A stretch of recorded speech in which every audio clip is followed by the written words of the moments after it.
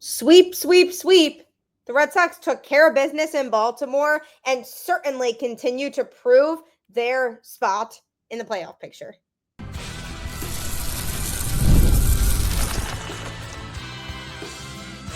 You are Locked On Red Sox, your daily Boston Red Sox podcast. Part of the Locked On Podcast Network, your team every day. Hello and welcome to Locked On Red Sox, your daily Boston Red Sox podcast, part of the Locked On Podcast Network, your team every day. I'm your host, Gabby Maljanian, former ESPN social media associate and current host of the Boston Balling podcast as well. And I'm here to bring you the latest in all things Boston Red Sox, Monday through Friday, straight to your favorite podcast feed. And the best part, it's free. So make sure you tune in because Locked On is here for you every single day. This episode is brought to you by Monarch Money. Take control of your finances with Monarch Money. Use code LOCKEDONMLB at monarchmoney.com for 50% off your first year. I have a lot of good news for you today. First of all, it's Friday, and this week kind of flew by. And the Red Sox definitely made it a fun week because good news number two is that they completed the sweep against the Baltimore Orioles. Vibes are certainly very high with this team, and this is an Orioles team that had been playing pretty well overall as of late. Took a series from the Mariners, took a series from the Astros, and then swept a 2-game series at Fenway very recently against this Red Sox team. So going into this series in Baltimore, it was really crucial that the Red Sox showed up. And they certainly did. They showed up and more by completing a sweep. I'm going to be talking all about the series on today's show, as well as talking about a special player who's going to be making his debut tonight for Boston. So there were a lot of things that I liked in this series against the Orioles. The pitching is a huge storyline in this series as the pitching took care of business. The Red Sox won the first game of this series 4-3. So a tight game. They showed resilience. They were down in this game 3-1. And then Jarren Duran was the hero with a big 3-run homer to put the Red Sox on top. They had a lot of games in this series where they had a hero late. In this one, it was Jarren Duran. But the pitching was the story of the game. I mean, Brennan Bernardino opened, pitched the first inning, did his job, didn't give up any runs. Then Richard Fitz came in. He pitched 4 innings, giving up 2 hits and 3 earned runs. He did struggle a little bit, 3 walks, had 6 strikeouts. He is now on the injured list. He was holding his arm walking off the field. So he had to be pulled after throwing 1 pitch of the 6th inning. So now he is not going to be playing for at least the foreseeable future. So that's really unfortunate. But then the bullpen was able to hold down the fort after that. Steven Matz, Garrett Whitlock, and Aroldis Chapman, the lockdown guys. Matz threw for 2 innings with 2 strikeouts, Whitlock for 1 inning with 3 strikeouts, and Aroldis Chapman with 1 inning, zeros across the board. But the point is they all gave up no runs. The bullpen was nails in the entirety of this series, and that goes to show that the Red Sox have a very dangerous pitching staff heading into the playoffs. You then go to game 2 of the series. The Red Sox won that one 5-0. Once again, the pitching was a true story in this game. Lucas Giolito especially being the biggest storyline of that game. 8 innings. 4 hits, no runs, 1 walk, and 8 strikeouts. This was arguably his best start in a Red Sox uniform. I'm not even kidding. He was dominant. And even the very few times where he had base traffic, he was able to pitch his way out of it and execute the right pitches at the right time. It was a huge difference maker for the bullpen in a stretch of 14 games in 14 days with no days off in between. Justin Wilson came in to pitch the 9th inning, gave up no runs, struck out 2 in the inning. But it was huge because the Red Sox only had to use 1 reliever because of the fact that Giolito went so deep in the game. The relievers are going to get fatigued because the Red Sox don't have an off day for another week still. It's been a grind. That 4-game series against the Yankees and 4 games against the Orioles Orioles, and now they go into a 3-game series over the weekend against the Pirates, and then another 3-game series before they have another off day next Thursday. So it's really important that the bullpen is rested, and Lucas Giolito and his masterful start allowed for the bullpen to be rested. So again, yet another game where pitching was the story, keeping the Orioles off the board completely and blanking them 5-0. The Red Sox won 2 3-2 games, both in the third and fourth games of the series.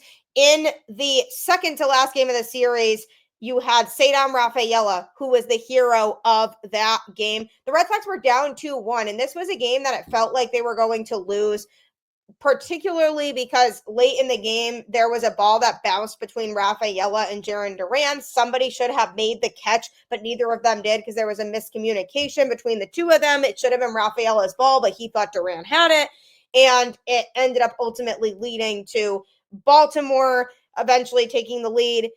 And the Red Sox were unable to drive in a run when they had runners on the corners with nobody out in the top of the 8th inning. So it just felt like one of those games where the Red Sox were just going to be disappointed because of late game sloppiness and errors and not being able to come through. But the top of the 9th inning, Jarren Duran led off the inning with a single, and Cedar Rafaela backed him up with a 2-run homer to put the Red Sox on top 3-2, and they ended up winning that game. Brayan Bello, notable in this game, 6 2/3 innings, giving up 5 hits and 1 earned run with 1 walk and 6 strikeouts. The level of dominance that Brayan Bello has shown this season has been a true game changer for this Boston Red Sox team. You look at Garrett Crochet, obviously the ace of the Red Sox rotation. There's no doubt about it. When he's out there, you really like your chances every single time. But it can't be emphasized enough how much Brayan Bello and Lucas Giolito have kept this Red Sox team in contention, because there were a lot of uncertainty surrounding both of them going into this season and the type of level they would be able to pitch at. Both of them have pitched to a very high level, and it has been great to watch and see the growth of a guy like Brayan Bello, who we have seen face his struggles, but has finally seemingly figured things out. Justin Wilson threw just a third of an inning in that game, basically threw legitimately 1 pitch to finish up the inning after Brayan Bello got pulled because he did run into some trouble when he hit the 7th inning. So Justin Wilson backed him up, and then Greg Weissert and Aroldis Chapman came in and put up a bunch of zeros across the board. Chapman struck out the side. Weissert had a strikeout as well. Against Chapman, there was a 12-pitch at bat in that game, so we ended up throwing 24 pitches in the game, which made him unavailable for the series finale. But the level of dominance by Aroldis Chapman, I mean, I talked about it on the podcast yesterday. That man has put up career numbers this year for this Red Sox team. And if you are going to be a team that makes a deep run in the postseason, you're going to need a legitimate closer. And Aroldis Chapman is not only a legitimate closer, but he's a scary closer. So he's been able to take care of things. Greg Weissert in high leverage has done a good job. So again, zeros across the board. Then the Red Sox closed out the series with another tight 3-2 win. This was a back and forth affair, but the Red Sox showed resilience and they were able to get the job done. Trevor Story homered in the first inning for the Red Sox first run, but then the Orioles hit a home run in the bottom of the third to tie it. Garrett Crochet was on the mound in this game. Rob Refsnyder hit a home run, and then the Orioles ended up tying it up again. But then in the top of the 8th inning, Romy Gonzalez, who put together a very competitive at-bat, ended up singling in the go-ahead run that the Red Sox at that point would not relinquish. And that at-bat was incredibly competitive because he wasn't settling. Roman Anthony had walked to start the inning, but then Bregman had lined out and Story grounded out. So then it was really up to Romy to try to drive in the go-ahead run, and that is exactly what he did. It was a 7-pitch at bat, and he made contact on that 7th pitch, a curveball, and singled to drive in Roman Anthony and put the Red Sox on top. And ultimately, they were able to hold that lead and win this game. Now, Garrett Crochet wasn't exactly his sharpest in this game. He threw 6 innings, gave up 6 hits and 2 earned runs with no walks and 7 strikeouts. 98 pitches with 67 strikes, but he did get into some jams. Those 6 hits weren't completely scattered. He did have innings where he experienced a lot of base traffic, but like aces do, he was able to get himself out of it. And that's the most important thing when you are an ace, is being able to get out of those pressure-filled innings. And that is 100% what he did. Then Jordan Hicks, Garrett Whitlock, and Steven Matz all came into the game. Matz closed it out because Aroldis Chapman was not available. Hicks threw 1 inning, 1 hit, 1 walk, no runs, no strikeouts. Garrett Whitlock, 1 inning pitched, 1 hit, no runs, 1 walk, 1 strikeout. And then Matz, 1 inning, 1 hit, but zeros across the rest of the board. So again, the bullpen was absolute nails. And the overarching point of all of this is that the Red Sox bullpen is scary good. The Red Sox bullpen will keep them competitive. The Red Sox bullpen will make it very difficult for opposing teams to beat them. And in the entirety of this road trip, they showed off the fact that they have very strong pitching as a whole, as pitching is one of the Red Sox strongest assets right now. And hopefully that continues, because you need good pitching to win in the postseason. So if the Red Sox continue to pitch this way, I really like their chances. But the offense does need to get a little bit better. And coming up, I'm going to be talking about some offensive concerns that I do have with this team. Hey, Locked On Red Sox fans, are you still paying full price for gas? Stop leaving money behind. Get real cash back every time you fill up with the free Upside app. Simply download the free Upside app in the App Store or Google Play right now and start earning cash at the pump today. Use my limited time promo code SEASON and get an extra 25 cents back per gallon on your first fill up. You could make up to $300 a year just from buying the gas you already needed. At first, I thought it was too good to be true, but it's totally legit. Real people are getting paid just to make their daily commutes, and you can too. Plus, you can cash out anytime to your bank account, PayPal, or an e-gift card for Amazon and other brands. Don't let this offer drive on by. Download the free Upside app now using my limited time promo code SEASON for a limited 25 cent per gallon bonus. That's promo code SEASON. Offers vary by user and location. Go to upside.com for terms and conditions. Talk about a great deal, right? Be sure to download Upside today. The Boston Red Sox are on a roll right now. They went 7-1 on their road trip against the Yankees and Orioles. Imagine they were able to not be a complete bust on offense in that last game against the Yankees, and we could have been looking at an undefeated road trip. But again, going undefeated on the road is very difficult.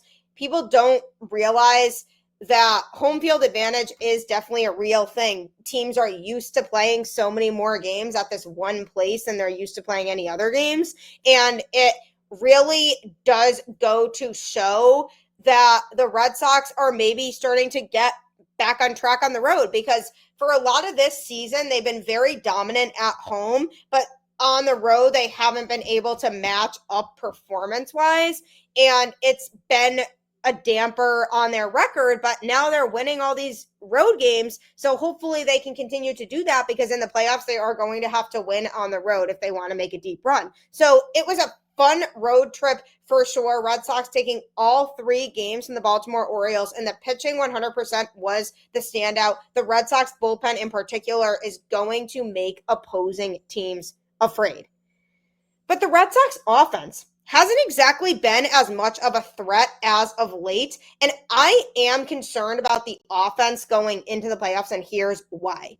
The Red Sox offense is very wishy-washy and inconsistent. They'll have games where they'll put up 10 runs, and then they'll have a couple days after that where they're failing to be able to make a lot of hard contact at all. And I know that every offense is streaky, that's baseball, but this is too much of a habit to where they go a period of time where everybody's hitting and then everybody goes cold. And it just is a lot of inconsistency and indiscrepancy with this offense. And primarily, the Red Sox are not very good with situational hitting. And we even saw it in this series against the Orioles. We saw plenty of scenarios in which the runners were on base and the Red Sox had people in scoring position and they had the opportunity to score them and they just couldn't do it. So there was another example of this being on display for the entirety of this series against the O's. In the first game in which the Red Sox won 4-3, they left 5 on base and went 1 for 7 with runners in scoring position. 1 for 7. That is not good. The Red Sox won the second game of this series 5-0. They put up 5 runs in this game. And you know what? They still just went 1 for 6 with runners in scoring position and left 4 on base. So even though they put up a good amount of runs and they were able to take care of business, keep that in mind. Game 3 of the series, the Red Sox won 3-2. They left 5 on base and went 0 for 6 with runners in scoring position.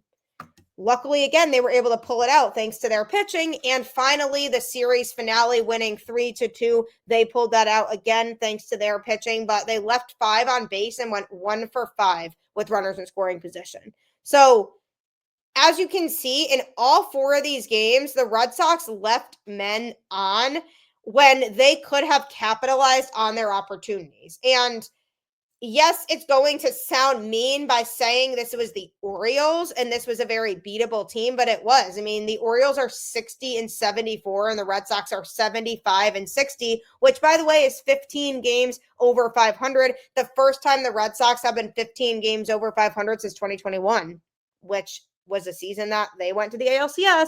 So that's definitely something notable to point out here and notice. But when you think about the offense as a whole right now, there are guys who you feel like can go up there and come through. Trevor Story, believe it or not, is one of them, who, by the way, credit to Trevor Story, had a great defensive game yesterday as well, with a couple beauties and heads up plays in the field. He actually made a really nice catch at one point to double up Jackson Holiday and end the inning and get Garrett Crochet out of a massive jam. So that was huge. Then he got a ground ball hit to him late in the game, and the Orioles had the tying run on first base, and then the ground ball that was hit to him, he ended up throwing the ball to third to get the tying run out, as opposed to throwing it to first base to get the other runner out instead. So that was a good heads up play by him, that he wanted to get the runner out that was in scoring position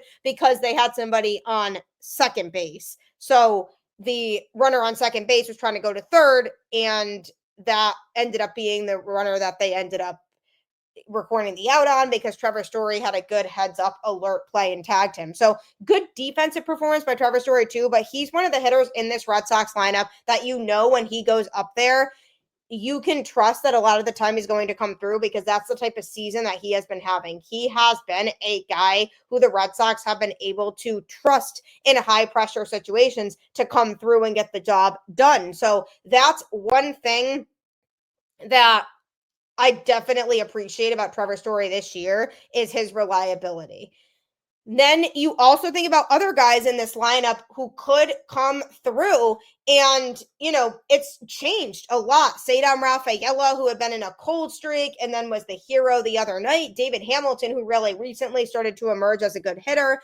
And then you have Carlos Narvaez, who used to be super reliable, isn't as much anymore. In the middle of your order, you have guys like Rob Refsnyder and Romy Gonzalez, who here and there you can also trust to come through. Rob Refsnyder, if there's a lefty on the mound, you can feel pretty good about it. Alex Bregman generally is a guy who you feel in the biggest moments can come through. The Red Sox aren't paying him a lot of money for nothing, I will say.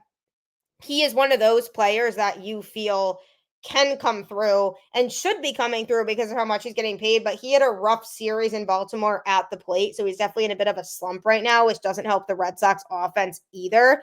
But Roman Anthony is the other big player in this lineup that I think about, that I like having up there, because he is somebody who knows how to come through when the team really needs him to. You could even argue that Nathaniel Lau could be in that category when he's out there. He's on the paternity list right now, so will be gone for a little bit, but he's another guy in this lineup that has come through in big moments. But overall, the Red Sox offense doesn't come through enough in those high leverage situations at the plate. And that's something I'm concerned about heading into the postseason, because when they're facing very good pitching in the playoffs, they're going to have to find a way to advance runners, to score runners. And I could see it being a huge problem if they're facing some of the best pitchers in the game, not really knowing how to execute in those moments when there could be base traffic. And that's something that I am concerned about, is not being able to capitalize on opportunities and it leading to their downfall down the road. Now, granted, Wilyer Abreu is somebody who could definitely make a difference with this.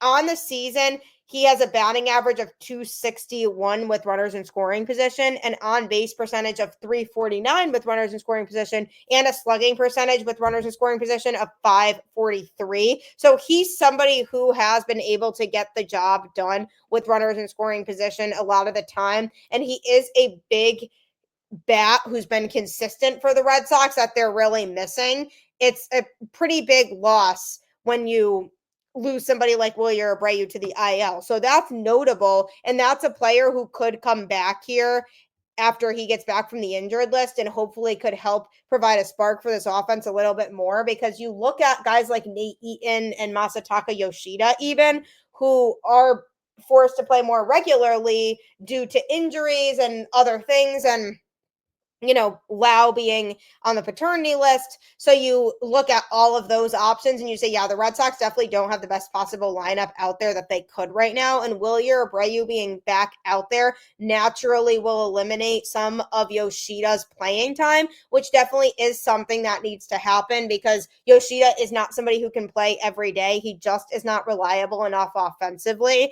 And it's unfortunate because the Red Sox are paying a lot of money for him to be here as well. But you want the guys out there who you trust in those big moments. And I trust Wilyer Abreu in the big moments a lot more than I trust Yoshida. And yes, granted, Yoshida has had his moments where he has come through when the team needs him to, but it's not as much as Abreu, and I definitely don't trust him as much as I trust Abreu. So him coming back is definitely going to help with this, but you can't be going 0 for 7 or 1 for 6 with runners in scoring position, because that is not a fearful offense. That's not an offense that opposing teams are scared of. And they've been winning a lot as of late because of their pitching holding down the fort, which is what you want. You want your pitching to be able to be super competitive, which has helped this team a lot. But you need to also be able to score runs in order to win games, and you're not leaving a lot of room for error for your pitchers if you're not scoring runs. So the Red Sox have to figure out a different approach with runners in scoring position, not trying to hit and be a hero all the time, but rather just look to put the ball in play, because good things happen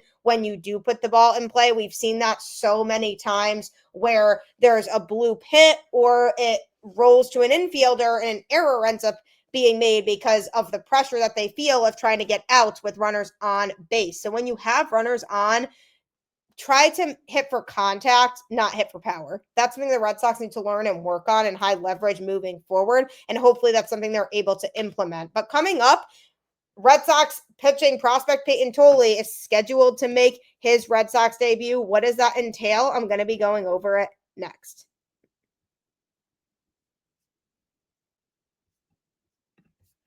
It can be very difficult sometimes to name all your financial accounts or even what any of them are worth, whether it's 401ks, properties, or investments. And when you don't have the full picture, you can end up leaving money on the table. That's why Monarch Money exists. Monarch Money is essentially an all-in-one personal finance tool that brings your entire financial life together in one clean, easy-to-use interface on your laptop or your phone. So essentially what it does is it does the hefty lifting for you and helps to organize and link all of your accounts in minutes so that you can see exactly what you're spending money on, how you could save money, and what you can do better to cut down on finances so that you are saving. It helped me a lot with cutting back on subscription services because I was notorious for spending too much money on those. Don't let financial opportunities slip through the cracks. Use code LOCKEDONMLB at monarchmoney.com in your browser for half off your first year. That's 50% off your first year at monarchmoney.com with code LOCKEDONMLB. Half off. Did you hear that? That's significant. So make sure that you download and take advantage of Monarch Money.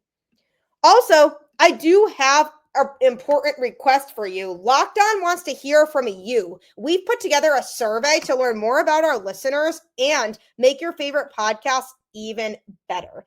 This is your chance to tell us what you like, what you don't, and answer questions about our advertising. Go to lockedonpodcast.com/survey to get started. Everyone who completes a survey will be entered for a chance to win one of 10 $100 Amazon gift cards. Again, that's lockedonpodcast.com/survey. You can also find the link in the show notes. Thank you for helping us out. Hey, we want you to have a say in our content. We want this to be as enjoyable for you, the listener, as it possibly can be. So now is your chance to have a say. So make sure that you check out and fill out that survey for us so that we can all continue to grow as we continue to enjoy watching our Red Sox play.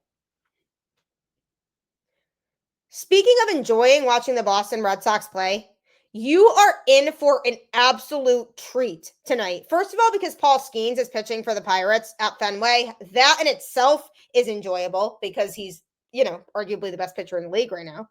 And statistically, he should be known as the best pitcher in the league right now. So that will be fun, but might be a struggle for the Red Sox offense, an offense that hasn't been able to put up an insane amount of runs lately. They are going to have to do what they do best, which is put pressure on him and try to work his pitch count early so that he has to be forced out of the game on the earlier side. Play small ball and try to get yourselves on base because you don't need to be a hero against a tough pitcher like that. So it should be fun going up against him, but the Red Sox have a new face making his major league debut tonight. Payton Tolle, the Red Sox top pitching prospect. This kid is so much fun to watch. He has a great head on his shoulders. He's super goofy and he likes to joke around and laugh, but he knows how to be serious when he needs to be, and he knows what to do to buckle down, and he is a beast on the mound. The Red Sox are making this move as the team returns home from that 7-1 road trip that moved them to within 3.5 games of the first place Blue Jays in the AL East. 22-year-old Tolle was the Red Sox's second-round pick in 2024 out of TCU, and he has rocketed through the minor league system. He was ranked as the team's number 2 prospect by MLB.com. Overall, this season, the left-hander has compiled a 3.44 ERA with 133 strikeouts in 91 2/3 innings. He began the year with high A, and then he struck out 14.9 batters per 9 innings in 11 appearances before moving up to Double-A Portland, where he went 12.3 Ks per 9 in 6 games, which is a lot of swing and misses. After 3 starts with AAA Worcester with 10.2 Ks per 9 innings, he's getting called up to the majors. So he motored his way through the system, kind of like Christian Campbell, same thing, who worked through the Red Sox system at an unprecedented rate. And hopefully it works out for this kid because obviously Christian Campbell ran into some trouble when he got to the majors and he's now back down in AAA.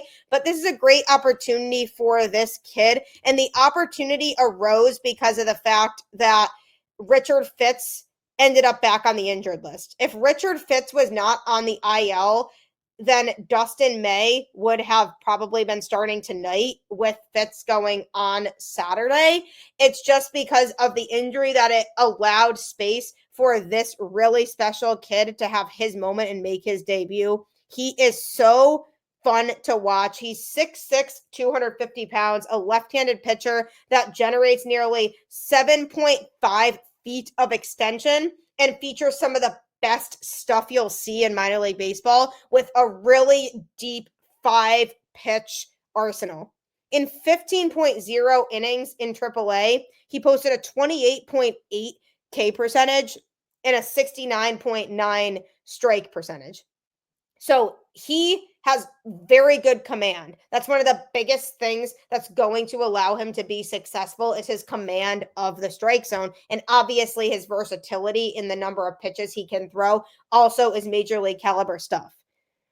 That performance does track with his numbers from his senior season at TCU when he struck out 125 batters in 81 and a third innings through 14 starts. Tolle generates top velocity with a longer extension that allows him to release the ball even closer to the hitter than many other pitchers. He takes the 5th spot in the Red Sox rotation, which was held by Walker Buehler before he ended up being demoted to the bullpen last week.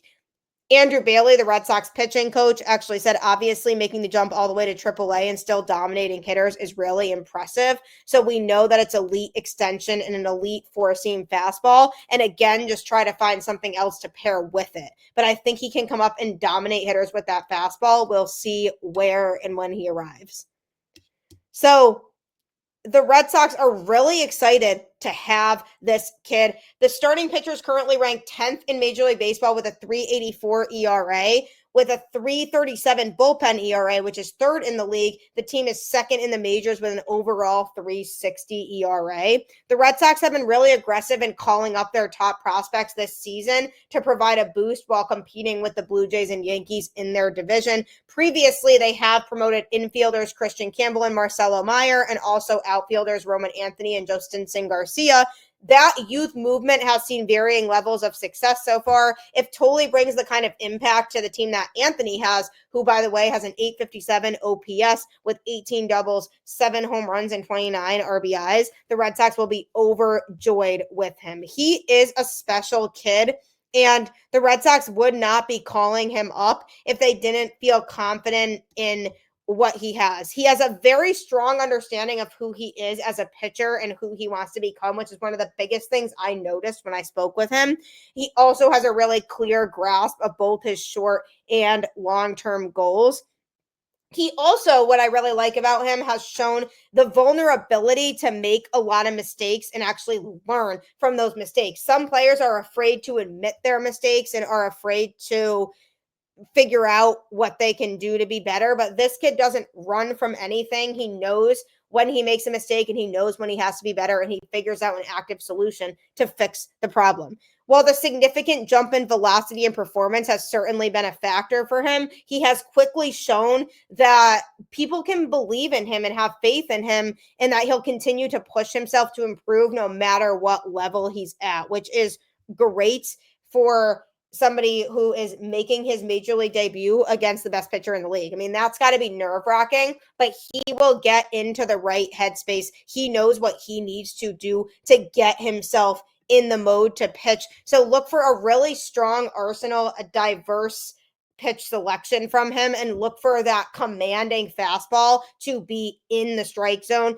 Lots of aspects of his game you're going to really enjoy, but hopefully he can get the nerves out of the way. That's the biggest thing I'm a little bit worried about, is him getting the nerves out of the way, because he really didn't spend much time at all in AAA. So hopefully that's past him. He can go out there and just have a really strong performance with the Fenway crowd backing him up. So I'm really excited to see what he can do. Hopefully the Red Sox can pull off at least another series win. Obviously a sweep would be ideal, but 2 out of 3 will also do. I appreciate you tuning in to Locked On Red Sox and making it your first listen of every single day. Also, it's another big moment on Locked On, because college football fans, Locked On and Fire TV present College Football Kickoff, your ultimate college football weekly preview. Drake Toll of Locked On Big 12 leads the conversation alongside 2-time AP Coach of the Year Gary Patterson, former college star Jesse Holley, and Locked On's local experts. A college football preview only Locked On can do. Catch College Football Kickoff every Thursday through the season, only on Fire TV. It is officially college football season, so you won't want to miss that. Check that out after Locked On Red Sox. Keep the faith, go Red Sox, and I'll catch you on the flip side.